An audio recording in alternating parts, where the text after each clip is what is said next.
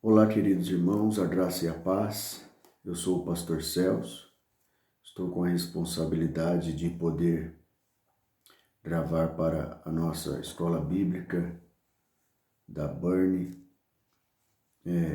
mais um livro da Bíblia, lembrando sempre que o nosso objetivo não é causar conflitos teológicos, o nosso objetivo é simplesmente te dar um panorama acerca dos livros bíblicos para que você possa desenvolver os seus estudos, crescer na graça e no conhecimento do nosso Senhor e Salvador Jesus Cristo e adquirir conhecimento bíblico para que você não seja levado por nenhum vento de doutrina e que você possa ganhar também autonomia acerca dos livros bíblicos, do conhecimento bíblico, aquilo que vai fazer com que você se aperfeiçoe como um homem, como uma mulher de Deus. Nesta ocasião, eu estou com a incumbência de gravar uma aula acerca do livro do profeta menor, o profeta Obadias. Obadias é um livro bíblico com 21 versículos apenas, ele só tem um capítulo. Obadias, ele é um profeta exílico. Ele escreve num período em que Judá já havia sido dominado pela Babilônia.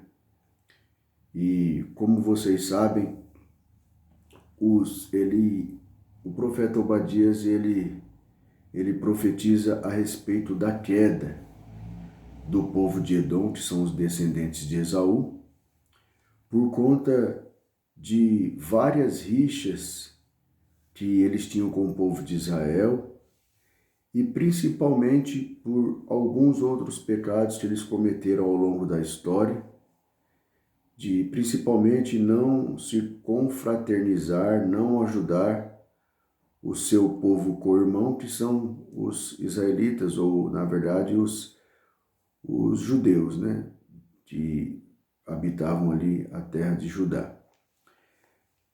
Os edomitas, eles eram descendentes de Esaú, e ao longo da história, provavelmente por conta da rixa que havia entre Esaú e Jacó, por conta daquela venda da primogenitura, acredito que eles carregaram estes conflitos entre os dois irmãos ao longo da história, mesmo sabendo que os dois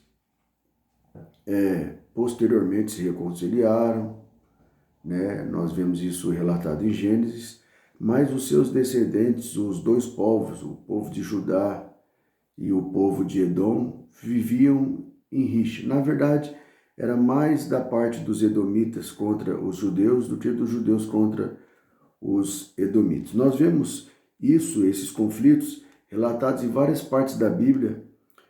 Por exemplo, em Números capítulo 20, versículo 20, capítulo 20, do versículo 14 ao 20, nós vemos que os edomitas, eles rejeitaram a solicitação que Moisés fez para que o povo de Israel pudesse passar pela terra ali dos edomitas, e eles se recusaram. Eles não permitiram que o povo de Israel, em virtude da solicitação de Moisés, passasse pelo meio da terra. Nós vemos também que o povo de Edom, eles se opuseram ao rei Saul, isso está relatado em 1 Samuel, capítulo 14, versículo 47. Nós vemos também escrito em 1 Reis, capítulo 11, do versículo 14 ao 17, que eles combateram contra Davi. E contra Salomão também, em 1 Reis do 11, do 14 ao 25, se opuseram contra Josafá.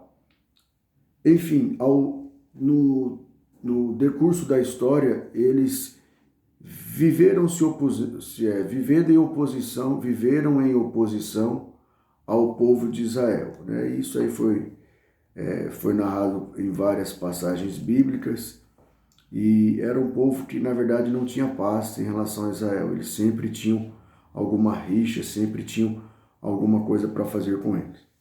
Como eu disse, é um livro de apenas um capítulo, com 21 versículos, e que nós podemos dividir assim. A primeira parte deste livro, ele fala sobre o castigo de Edom. Vai do versículo 1 ao versículo 9. Daqui a pouco nós vamos analisar versículo por versículo para ver o porquê é que esse povo seria castigado. Por que é que Deus usou a vida de Obadias para levar uma mensagem de julgamento a esse povo. Depois nós vemos narrados no versículo 10 ao versículo 14, a condenação de Edom, né? Do 1 ao 9, Deus promete um castigo. Do 10 ao 14, ele aponta a condenação. E a última parte do livro vai do versículo 15 até o versículo 21 e fala da destruição de Edom. Como eu disse, esse povo se opôs ao longo da história contra o povo de Judá, né? Mas o cume dessa rixa aconteceu quando os babilônios invadiram Judá ali, como todos nós sabemos, né? Em virtude da desobediência do povo, Deus entregou a cidade de Judá nas mãos de Nabucodonosor, como uma forma de julgamento e punição pelos seus pecados. E o ápice dessa rixa aconteceu nesse período. Por quê? Porque, mesmo sendo povos co-irmãos, em nenhum momento Edom se ofereceu para ajudar o povo de Judá quando Nabucodonosor invadiu a terra. Pelo contrário, eles facilitaram ou de uma certa forma contribuíram para que os israelitas o povo de Judá fosse totalmente dominado pelos babilônios. Nós vamos ver isso aí narrado em alguns versículos e eu queria compartilhar isso com você. A primeira parte fala do castigo de Edom, aí, do versículo 1 ao 9. Do 1 ao 4 nós vemos que esse castigo ele certamente aconteceria, porque Deus disse que iria acontecer, e quando Deus diz que uma coisa vai acontecer, ninguém pode impedir aquilo que ele fala. E por que é que Edom se orgulhava? O povo de Edom, eles moravam nas montanhas de Seir, como diz aqui a própria palavra de Deus, né? Nós vamos ver em alguns versículos que eles se tornaram um povo soberbo porque eles moravam nessa montanha de Seir e para eles eram inatingíveis, eles não seriam atingidos por povo algum, porque eles construíram a sua cidade nas fendas das rochas. Eles achavam que por conta disso eles eram inabaláveis, eles eram inatingíveis, e Deus aí faz uma narrativa através da vida de Obadias muito interessante, que vale a pena nós compartilharmos. Eu queria ler aqui do versículo 1 ao 4, que diz assim: Visão de Obadias. Assim diz o Senhor Deus a respeito de Edom. Temos ouvido as novas do Senhor, e às nações foi enviado um mensageiro que disse: Levantai-vos e levantemo-nos contra Edom para a guerra. Eis que te fiz pequeno entre as nações. Tu és muito desprezado. A soberba do teu coração te enganou. Ó tu que habitas nas fendas das rochas, na tua alta morada, e dizes no teu coração: quem me deitará por terra? Então o castigo de Edom era certo, por quê? Porque eles se tornaram um povo soberbo. Eles achavam que ninguém poderia alcançá-los, eles achavam que por conta da segurança das montanhas de Seir, por conta de habitarem nas fendas das rochas, eles achavam que ninguém poderia alcançá-los, que nenhum povo poderia fazer guerra contra eles. E Deus, na verdade, está emitindo aqui um julgamento dizendo que, por conta da soberba do coração deles, eles seriam atingidos. Então, um dos primeiros pecados aqui do povo de Edom contra o Senhor Deus e depois de uma forma direta contra o povo de Judá é que eles se tornaram soberbos, e por conta da soberba Deus iria julgá-los. Do versículo 5 ao versículo 9, Deus apresenta a totalidade desse julgamento. Interessante que no versículo 4, falando ainda acerca da soberba deles, eles diziam assim, se Deus falando para eles, se te remontares como águia e puseres o teu ninho entre as estrelas, de lá te derrubarei, diz o Senhor. Eles achavam que por habitarem num lugar alto, ninguém os atingiria. Talvez povo algum poderia alcançá-los, mas Deus, por conta do seu julgamento, por conta da soberba deles, fez com que eles se tornassem um povo alcançado, porque quanto mais o ser humano se exalta, mais Deus o abate. A totalidade desse julgamento, ele está apresentado aqui no versículo 5 ao 9. Né? No versículo 5 diz assim, se viessem a ti ladrões ou roubadores de noite, como estás destruído? Não furtariam só o que lhe bastasse? Se a ti viessem por vindimadores, não deixariam pelo menos alguns cachos? Deus está dizendo que os ladrões, se eles invadissem a terra de Edom, eles ainda seriam um pouco misericordiosos, deixando ali alguns cachos de uva, se eles invadissem as vinhas, e também furtariam, entrando na cidade, algumas coisas, mas não levariam tudo. Mas Deus permitiria que eles fossem plenamente saqueados por conta das soberba do coração dele. Né? Diz aqui, no versículo 8, que Deus iria fazer com que eles perecessem, os sábios de Edom pereceriam, e onde estaria o entendimento do povo de Esaú, do monte de Esaú? Né? Diz aqui no versículo 7, todos os teus aliados te levaram para fora dos teus limites, os que gozam da tua paz te enganaram, prevaleceram contra ti os que comem o teu pão, puseram armadilhas para teus pés, não há em Edom entendimento. Deus está dizendo que os povos vizinhos com quem o povo de Edom se aliou para, de uma certa forma, permanecerem em paz, Deus estava dizendo que além dos ladrões que invadiriam aquela terra, Deus permitiria que aqueles povos com quem o povo de Edom fez aliança, eles mesmos se tornassem inimigos de Edom, invadindo sua terra e saqueando seus bens, e sendo ali de fato um instrumento de Deus para aplicar a punição devida a Edom. Primeiro por conta da soberba, por conta do orgulho de se acharem inatingíveis. Né? Do versículo 10 ao versículo 14, nós vemos aqui uma segunda divisão, principalmente no versículo 10, que nos fala da condenação de Edom. Por que Edom será punido? Por que Edom será castigado? Como eu já disse aqui, primeiro por conta da soberba. Segundo, eles seriam condenados certamente por conta da falta de fraternidade. Olha o que diz o versículo 10. Por causa da violência feita a teu irmão Jacó, cobrir-te-á a vergonha e serás exterminado para sempre. Né? Eles não trataram o povo de Jacó como irmãos. Pelo contrário, eles se tornaram inimigos a favor dos inimigos de Judá, se aliaram ali com os inimigos, né, na época do exílio, quando Nabucodonosor invadiu, eles foram aliados dos babilônios para punir a Israel, para punir o povo de Judá. Ao invés de eles se levantarem por serem irmãos historicamente e ajudarem o povo de Judá, eles se levantam a favor do inimigo para poder punir o povo de Judá. Olha aqui, no versículo 10 eu disse que é por falta de fraternidade, né? Do 11 ao 12 nós vemos um outro motivo pelo qual o povo de Edom seria condenado. Eles seriam condenados por alienação.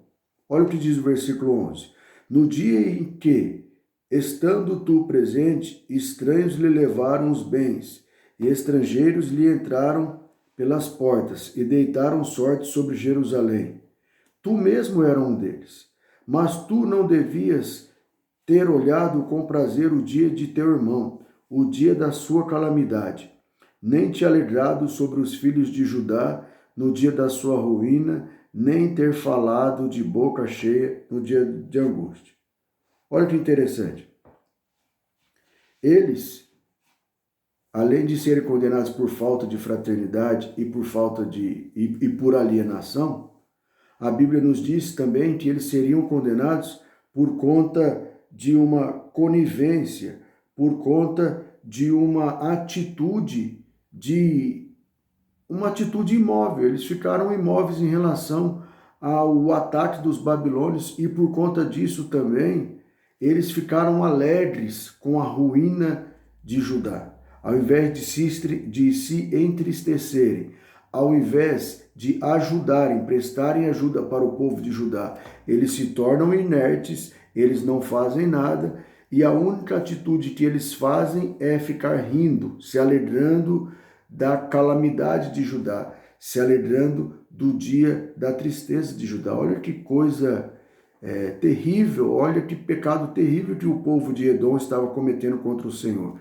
Eles não tinham fraternidade, eles estavam alienados, eles não prestaram nenhum tipo de ajuda e, para piorar, ainda ficaram rindo da desgraça alheia, rindo da desgraça do povo de Judá. Em terceiro, eles seriam condenados por agressividade. Está escrito aí no versículo 13 e 14 que eu quero ler com vocês. Não devias ter entrado pela porta do meu povo no dia da sua calamidade. Tu não devias ter olhado com prazer para o seu mal no dia da sua calamidade, nem lançado mão nos seus bens no dia da sua calamidade. Não devias ter parado nas encruzilhadas para exterminarem os que escapassem, nem entregue os que lhe restassem no dia da angústia. Olha que coisa terrível. Eles eram tão agressivos que eles olharam com prazer para a ruína de Judá. Eles entraram pela porta das cidades de Judá com um olhar de alegria, com um olhar de prazer em ver o mal de Judá.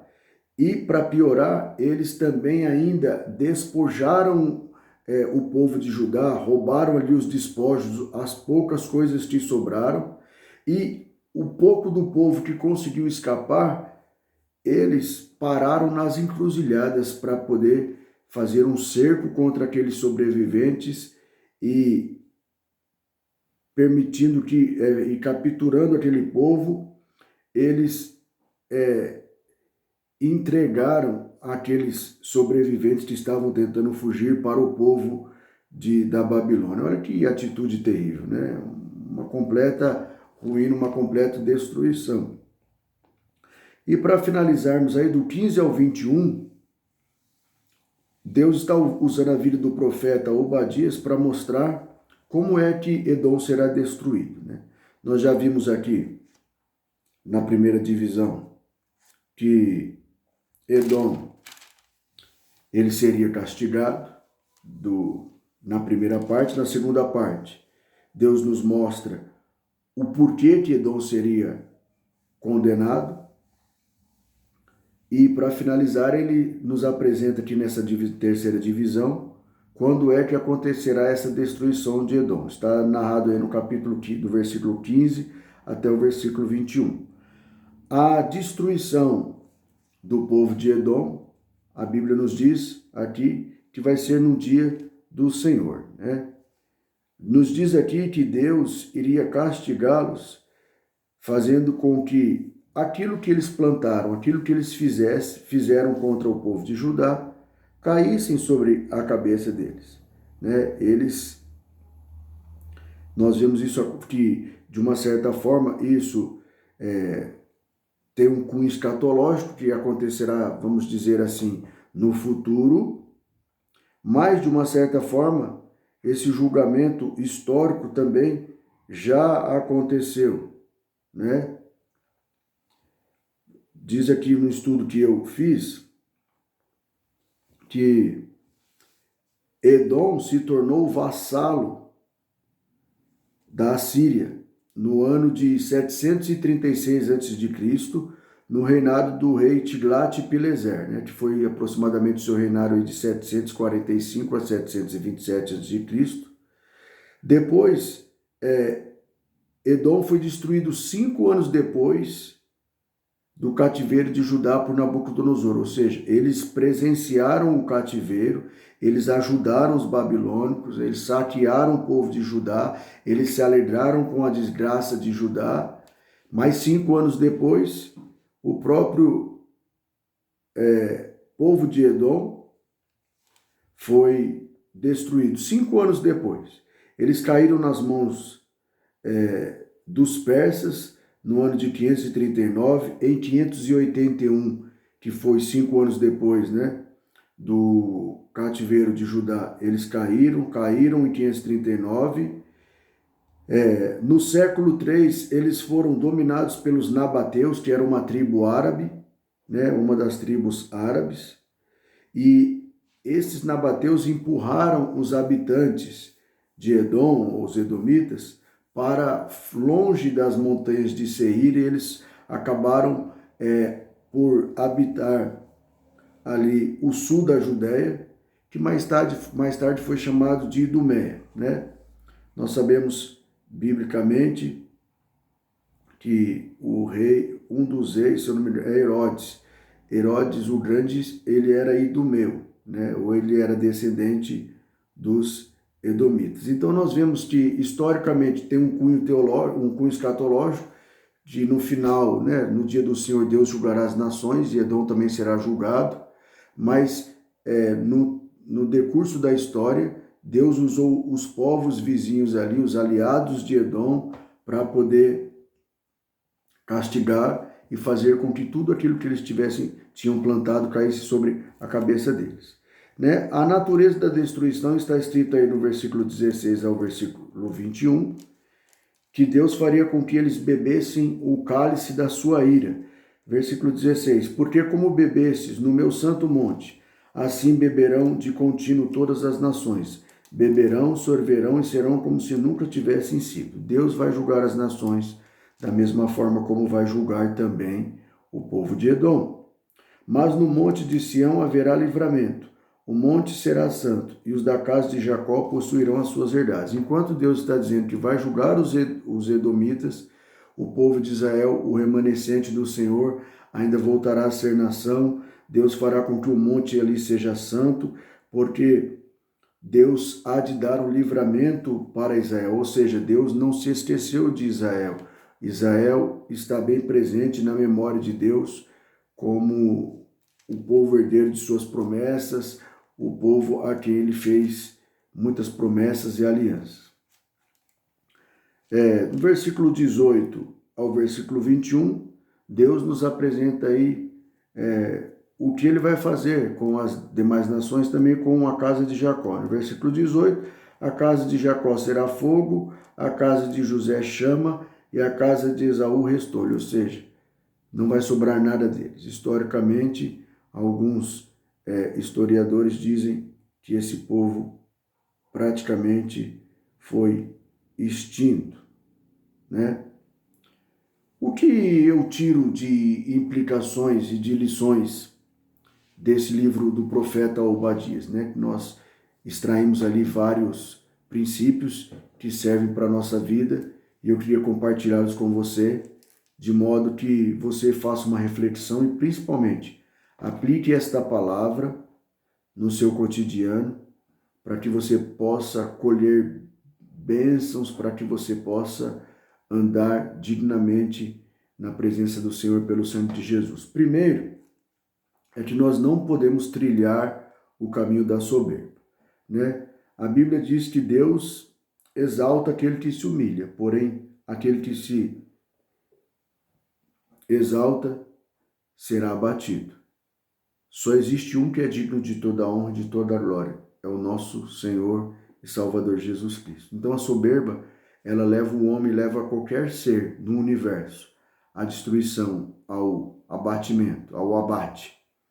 Todos aqueles que se levantaram historicamente, quer no céu ou quer na terra, para se autopromover, para procurar glória para si, foram abatidos, desde os anjos até os homens. Todos serão punidos quando se exaltarem diante do Senhor.